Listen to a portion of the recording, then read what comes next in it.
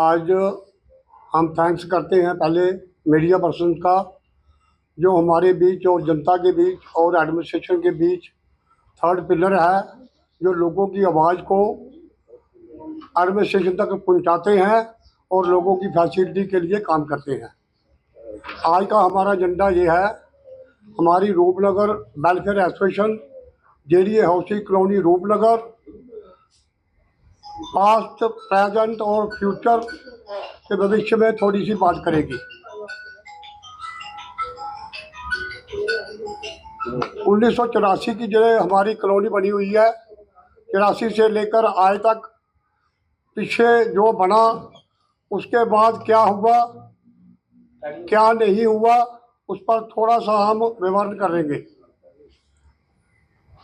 84 के बाद जो काम हुआ, जेडीए ने कॉलोनी बनाई, उसके बाद डेवलपमेंट जो है वो म्यूनसिपैलिटी के अंदर आई। तो म्यूनसिपैलिटी ने काम जो किए बहुत कम किए,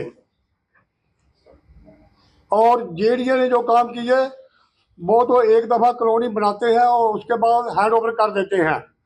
उन्होंने जो काम किए 60% काम किए, 40% बकाया रह गए हैं। तो बड़े बीसी यहाँ पर आए, बहुत कमिश्नर आए, हम दौड़ते रहे, चलते रहे, तो आश्वासन मिलता रहा, लेकिन काम पूरा नहीं हो सका।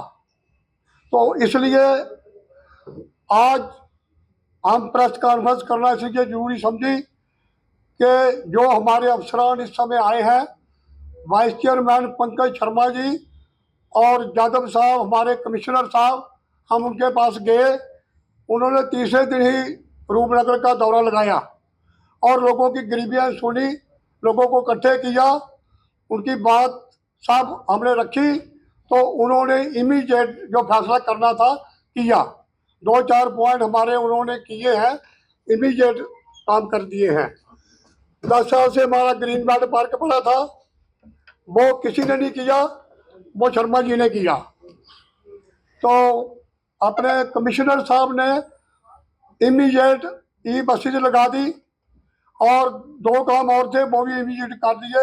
लेकिन बाकी जो काम रह गए हैं वो अभी उन्होंने पाइपलाइन में रखे हैं और आश्वासन दिया है कि जल्दी ही करवाएंगे। और उसके बाद हमारे साथ श्यामलाल शर्मा जी वहाँ पर आए, हमारे एमएलए जो हैं, उन्होंने पूरा स्टाफ लाया, पूरे डिपार्टमेंट लाए, पब्लिक दरबार किया और सबकी बात सुनी। सुनने के बाद उन्होंने भी आश्वासन दिया कि हम पूरा समर्थन करेंगे रूपनगर का। हम भी उनके भी आभारी हैं। ये पहले एमएलए हैं 2008 के बाद, भारत भूषण जी थे जो हमारे चेयरमैन है इस समय, वो रूपनगर में आते थे साल में 2 दफ़ा। तो उसके बाद जो भी एमएलए आए 14 के बाद, बड़े अफसोस से कहना पड़ता है, वो हमारे रूपनगर के ही निवासी हैं, लेकिन एक भी दफ़ा उन्होंने कोशिश नहीं की लोगों से मिलने की। लेकिन श्यामलाल जी ने हमारा पूरा सहयोग दिया और मीटिंग करके आश्वासन दिया वो जो काम पाइपलाइन में है वो पूरे करेंगे। उसके बाद जेडीए में ये पोजीशन थी पहले कि वहाँ पर एनओसी लेने के लिए लोगों को 2-2 साल, 4-4 साल, 3-3 साल लग जाते थे। तो आज बीसी साहब ने कुछ ट्रांसफर आगे पीछे की है लोगों की बेहतरी के लिए, ताकि लोगों का भला हो सके। हमारे पास भी बड़े लोग आए, उन्होंने भी सुनाया हमें कि 4-4 साल, 3-3 साल से हमारी एनओसी पड़ी है। तो हमने बीसी साहब से बात की, उन्होंने शफलिंग की है कुछ वहाँ पर। शफलिंग करने का मतलब ये है कि लोगों को रिलीफ मिले, लोग जो है उनको टाइम पर एनओसी मिले, और लोग जो है अपने प्लाट जिन्होंने बेचने हैं या कुछ करना है उनमें इनकम इनकी भी होती है, जेडीए की भी, जेडीए को भी फायदा होता है, लोगों को भी होता है। हम हमारी डिमांड कुछ नहीं है, हमारी डिमांड ये है कि हम ये बताना चाहते हैं कि इस समय जो 2 ऑफिसर जम्मू में आए हैं, हमें उन लोगों का साथ देना चाहिए।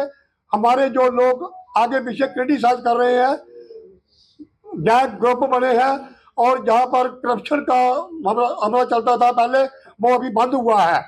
तो जो लोग करप्शन खाते थे उनको तकलीफ हो रही है कि ऐसे अफसर नहीं चाहिए। जम्मू वालों को अच्छे अफसर मिल जाए, हम गवर्नमेंट का भी शुक्रिया करते हैं। जो दो अफसर हैं जो बढ़िया हैं, दो अफसर आए हैं इस समय, जो म्यूनसिपालिटी के यादव साहब जो हमने देखे हैं, और पंकज जी, जिन्होंने 3 महीने में 3 दौरे लगाए हैं। ये पंकज जी का क्या है sir? Pankaj vice chairman JDA, हाँ, 3 दौरे हमारे रूपनगर में लगाए। जेडीए की सारी जमीन अपनी खिलवा दी पर मिस हुए हैं, जो कागज मिस हुए हैं। आप किस बेस पे कह सकते हैं? ये पूछ रहे हैं, आप कह रहे हैं बड़े अच्छे, किस बेस पे कह सकते अच्छे हम इसी बेस पर कह रहे हैं, जो अब एनओसी मिल रही है लोगों को, 2 महीने में एनओसी मिल रही है, उसका प्रोसेस इमीडिएट हो रहा है।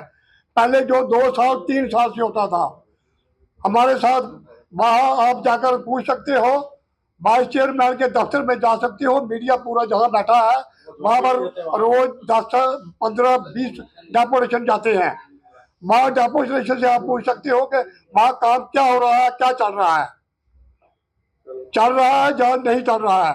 बाकी रही फाइलों की बात, फाइलें जो गायब हुई थी वो किसके टाइम हुई थी, वो सीबीआई में गए हैं, उसके बारे में हम कुछ नहीं बोल सकते, वो तो उनका काम है, वो देखेगी, गवर्नमेंट देखेगी। जो डिफाल्टर होंगे उनको सजा मिलनी चाहिए।